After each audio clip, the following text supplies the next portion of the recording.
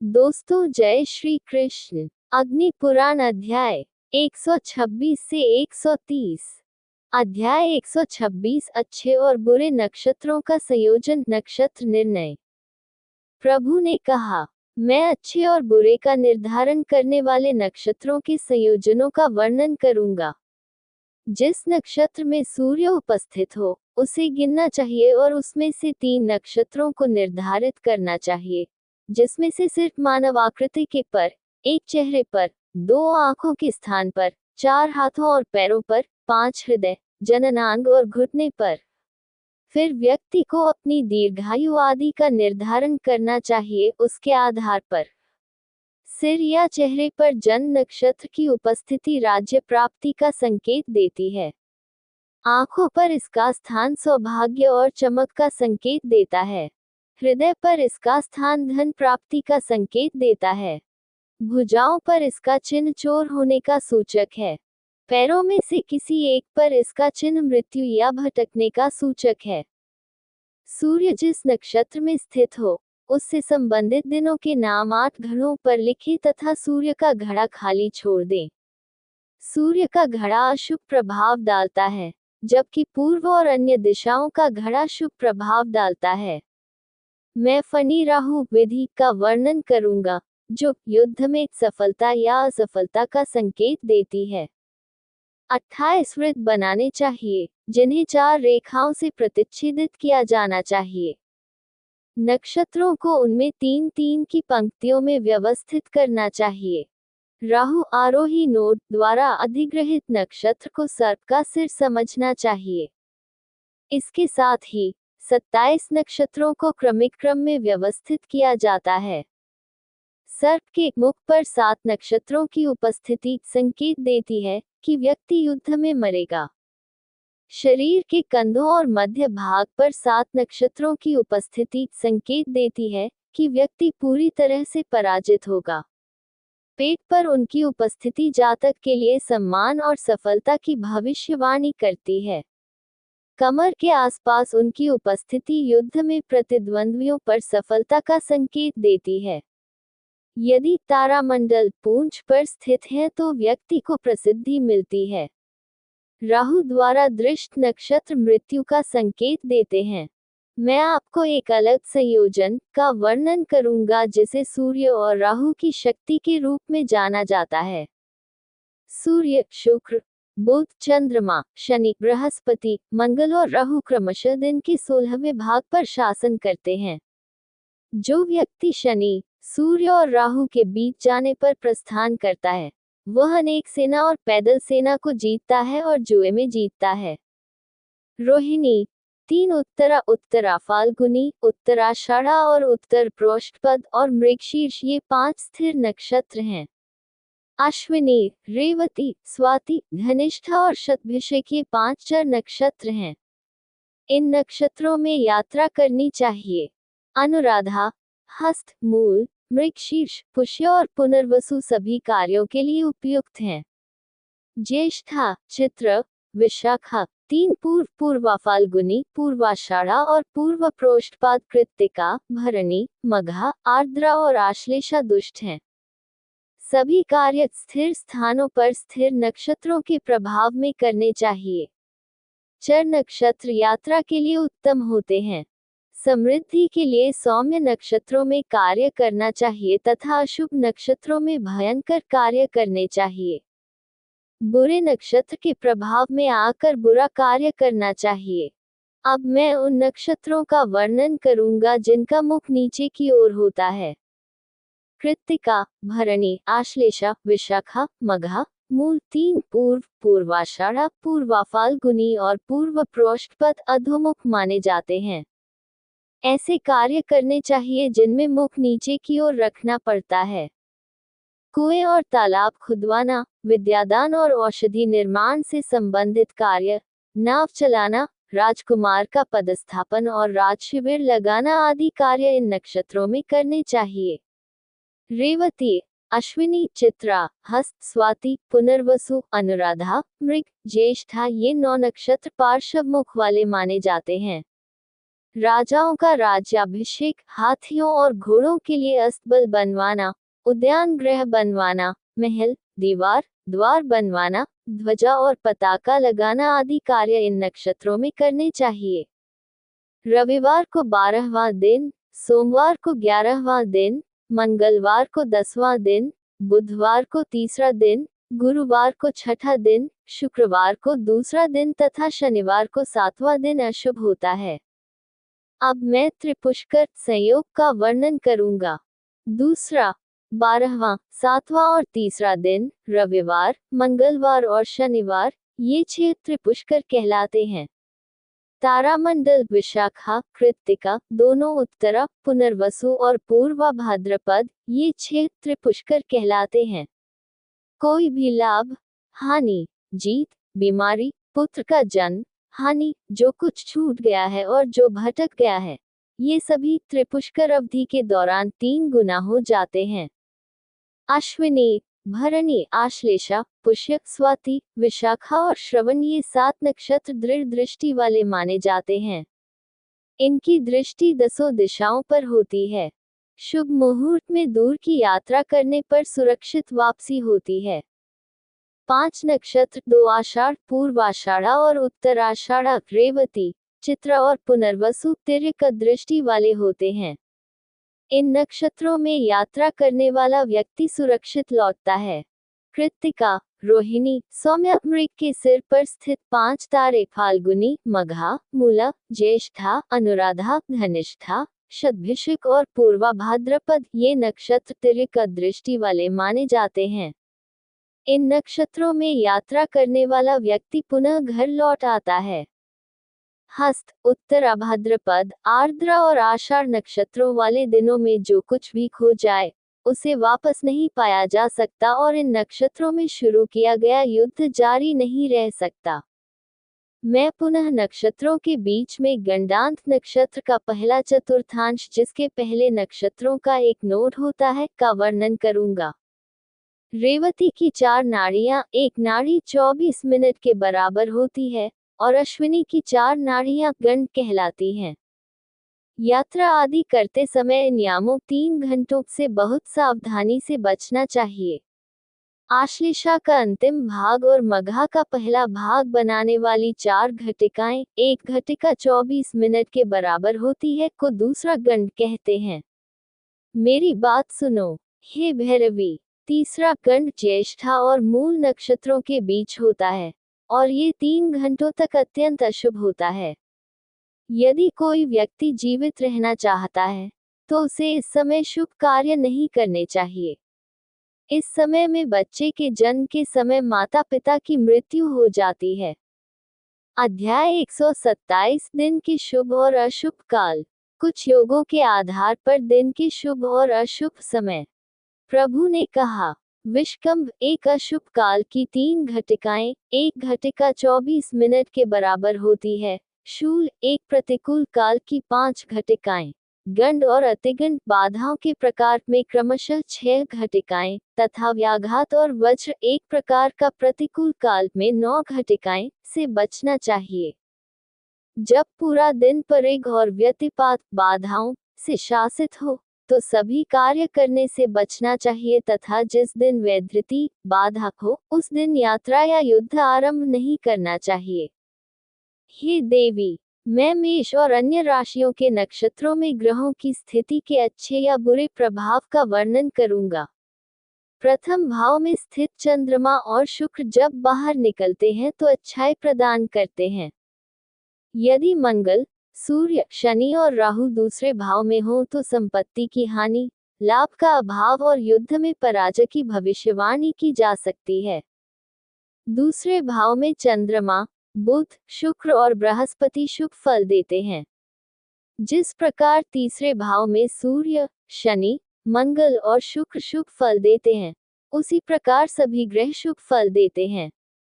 बुध, चंद्रमा और राहु लाभ देते हैं। चौथे भाव में बुध और शुक्र शुभ फल देते हैं।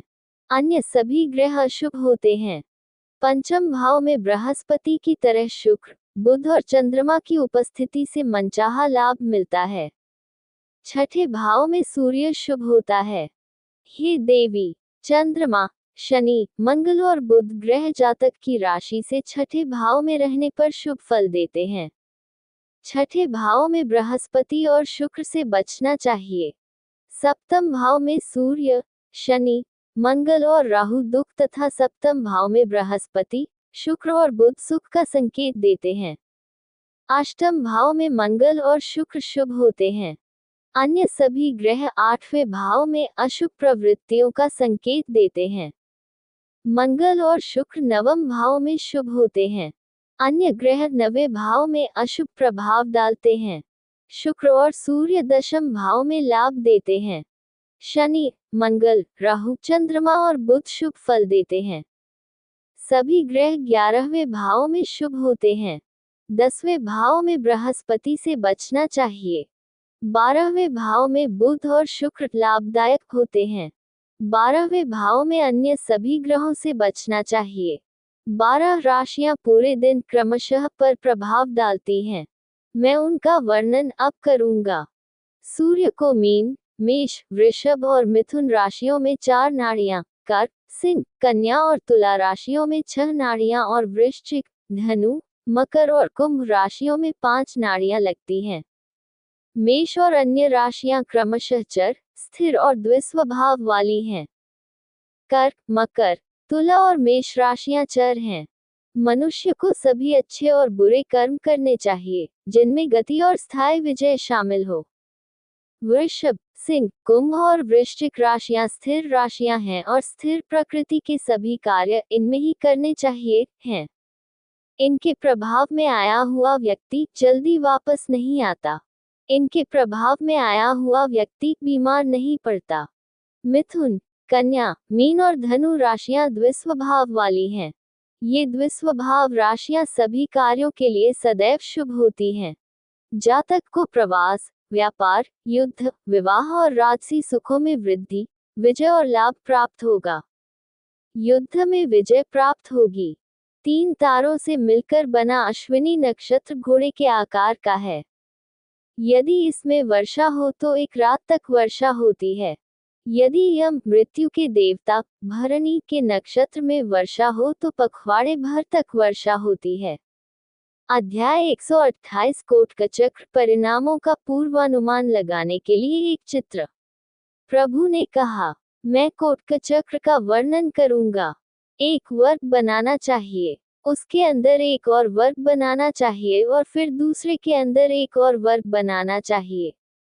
मेष आदि राशियों को पूर्व आदि दिशाओं में 3 वर्गों में स्थापित करना चाहिए, जो 3 नाड़ियों के प्रतीक हैं। कृतिका नक्षत्र पूर्व में तथा आश्लेषा नक्षत्र दक्षिण पूर्व में स्थित है। भरणी को दक्षिण दिशा में रखना चाहिए। विशाखा को दक्षिण पश्चिम दिशा में रखना चाहिए। अनुराधा को पश्चिम दिशा में तथा श्रवण को उत्तर पश्चिम दिशा में रखना चाहिए। नक्षत्र धनिष्ठा को उत्तर दिशा में तथा रेवती को उत्तर पूर्व दिशा में रखना चाहिए। इन 8 नक्षत्रों को बाहरी नाड़ी में सावधानी से रखना चाहिए। रोहिणी, पुष्य, पूर्वा, फाल्गुनी, स्वाति, ज्येष्ठा, अभिजित, शतारा और अश्विनी नक्षत्र क्रमशः मध्य वर्ग में स्थित हैं। मैं चित्र के मध्य में स्थित नाड़ी का वर्णन करूंगा। उस आंतरिक वर्ग में पूर्व दिशा में मृगशीर्ष और दक्षिण पूर्व दिशा में पुनर्वसु तारामंडल स्थित है। उत्तरा फाल्गुनी को दक्षिण दिशा में रखें। चित्रा को दक्षिण पश्चिम दिशा में रखें। मूल को पश्चिम दिशा में, उत्तराषाढ़ा को उत्तर पश्चिम दिशा में, पूर्वा भाद्रपद को उत्तर दिशा में तथा रेवती को उत्तर पूर्व दिशा में रखकर मध्य वर्ग बनाना चाहिए, जिसमें 8 नक्षत्र हों। आर्द्रा, हस्त, 4 आषाढ़ और 3 उत्तरा को 4 स्तंभों के रूप में केंद्रीय वर्ग के अंदर रखा जाना चाहिए। किलेबंदी इस प्रकार करनी चाहिए। बाहर से आने वाले योद्धा को दिन के स्वामी ग्रह की दिशा से तथा नक्षत्रों की दिशा से उस दिशा का प्रतिनिधित्व करने वाले लाभ अवश्य मिलता है। यदि अंतरतम वर्ग में स्थित ग्रह और नक्षत्र अच्छे हों, तो ये ज्ञात होता है कि आंतरिक वर्ग में शेष ग्रह विजयी होंगे और बाहर से आने वाले व्यक्ति की हार होगी। किले में प्रवेश तब करना चाहिए जब अनुकूल नक्षत्र शासन हो और बाहर भी अनुकूल नक्षत्र के प्रभाव में ही आना चाहिए। अगर युद्ध शुक्र, बुध और मंगल के अपने अपने नक्षत्रों से बाहर निकलने पर शुरू हुआ तो हार का सामना करना पड़ेगा। अगर युद्ध उस समय शुरू हुआ जब महल में प्रवेश के लिए शुभ नक्षत्र शासन कर रहा था तो उस किले पर कब्जा हो जाएगा। हैरान होने की जरूरत नहीं है। अध्याय 129 अनाज भंडारण और बिक्री के लिए दिशा निर्देश अर्घा कांड। प्रभु ने कहा, मैं वर्ष के विभिन्न महीनों में विभिन्न दिशाओं में उल्कापात, भूकंप, तूफान, ग्रहण, विजातीय द्रव्य का प्रवेश तथा अग्निकांड होने पर एकत्रित किए जाने वाले अन्न की मात्रा का वर्णन करूंगा। यदि ये सब चैत्र अप्रैल मई के महीने में हो तो एकत्रित किए गए आभूषण आदि 6 महीनों में चौगुने हो जाएंगे। वैशाख मई जून में संग्रहित सभी वस्तुएं 8 महीनों में 6 गुनी हो जाती हैं। इसी प्रकार ज्येष्ठ जून जुलाई और आषाढ़ जुलाई अगस्त में संग्रहित जौ और गेहूं जैसे अनाजों की कीमत अधिक होती है। इसी प्रकार मार्गशीर्ष दिसंबर जनवरी माह में खरीदे गए घी, तेल आदि से, आश्विन अक्टूबर नवंबर में खरीदे गए वस्त्र और अनाज से तथा कार्तिक नवंबर दिसंबर में खरीदे गए अनाज से बढ़ा हुआ फल मिलता है। पुष्य जनवरी फरवरी में केसर और इत्र, माघ फरवरी मार्च में अनाज और फाल्गुन मार्च अप्रैल में इत्र खरीदने से लाभ मिलता है। इस प्रकार अर्घकांड अनाज और वस्तुओं के भंडारण और बिक्री का भाग का वर्णन किया गया है। अध्याय 130 युद्ध आदि में विजय का संकेत देने वाले नक्षत्रों द्वारा चिन्हित विभिन्न क्षेत्र। प्रभु ने कहा, हे सुस्वरूपा देवी, मैं विजय प्राप्ति के लिए 4 प्रकार के नक्षत्रों का वर्णन करूंगा। कृत्तिका, मघा, पुष्य, पूर्वा फाल्गुनी, विशाखा, भरणी और पूर्वा भाद्रपद ये नक्षत्र अग्नि के नक्षत्र हैं। मैं इनके लक्षण का वर्णन करूंगा। यदि वायु चले, सूर्य चंद्रमा की डिस्क में छेद हो जाएं, भूकंप आए, तूफान आए, सूर्य चंद्रमा ग्रहण हो, धुएं की ज्वालाएं निकले, विभिन्न दिशाओं में अग्निदाह हो, धूमकेतु दिखाई दे, रक्त सी लाल वर्षा हो, लू चले, उल्काएं गिरे, नेत्र रोग और अतिसार की महामारी फैले, अग्नि भड़केगी, गायें कम दूध देंगी, वृक्षों पर कम फूल और फल लगेंगे, अन्न नष्ट हो जाएगा, वर्षा कम होगी, चारों वर्णों के लोग परेशान होंगे, समस्त मानव जाति भूख से व्याकुल हो जाएगी। सिंधु, यमुना, गुर्जर, भोज, वाहलिक, जलंधर, कश्मीर और उत्तरापथ के निवासी तथा ये देश तब नष्ट हो जाएंगे जब ये अशुभ संकेत दिखाई देंगे। हस्त, चित्रा, मघा, स्वाति, मृगशीर्ष या पुनर्वसु, उत्तरा फाल्गुनी और अश्विनी नक्षत्रों को वायुमंडल कहा गया है। लोग सद्गुणहीन हो जाएंगे, सभी लोग निराशा में विलाप करेंगे। दहल, कामरूप, कलिंग, कौशल, अयोध्या, अवंती, कोंकण और आंध्र ये देश नष्ट हो जाएंगे। आश्लेषा, मूल, पूर्वाषाढ़, रेवती, भाद्रपद और उत्तरा ये नक्षत्र जल के प्रभुत्व वाले क्षेत्र हैं। यदि इनके प्रभाव में कोई असामान्य घटना घटती है तो उसे इनके प्रभाव का परिणाम ही कहना चाहिए। गायों को भरपूर दूध मिलेगा और पेड़ों पर फूल और फल लगेंगे। स्वास्थ्य अच्छा रहेगा, धरती अनाज से भरपूर होगी, अनाज बहुत कीमती होगा, राज्य समृद्ध होगा, राजाओं के बीच भयंकर युद्ध होंगे। नक्षत्र ज्येष्ठा, रोहिणी, अनुराधा, धनिष्ठा, उत्तराषाढ़ा और अभिजित यदि कोई असामान्य हलचल देखे तो वे आकाश से संबंधित कहे जाते हैं। प्रजा सभी रोगों से मुक्त होकर प्रसन्न होगी, राजा संधि करेंगे और राज्य समृद्ध होगा। ग्रहण 2 प्रकार के माने जाते हैं, राहु के सिर से या पूंछ से। यदि सूर्य या चंद्रमा और चंद्रमा का आरोही नोड एक ही राशि में हो तो इसे सिर से ग्रहण कहा जाता है। यदि यह जामित्र राशि चक्र की 7वीं राशि है तो इसे पूंछ से ग्रहण कहा जाता है। जब चंद्रमा सूर्य से 15वें नक्षत्र पर रहता है और यदि चंद्र दिवस 2 सूर्योदय के बीच शुरू और खत्म होता है तो चंद्र ग्रहण का संकेत देना चाहिए। अगली वीडियो देखने के लिए आप चैनल सब्सक्राइब जरूर करें और लाइक करें और कमेंट करें। जय श्री राधा कृष्ण।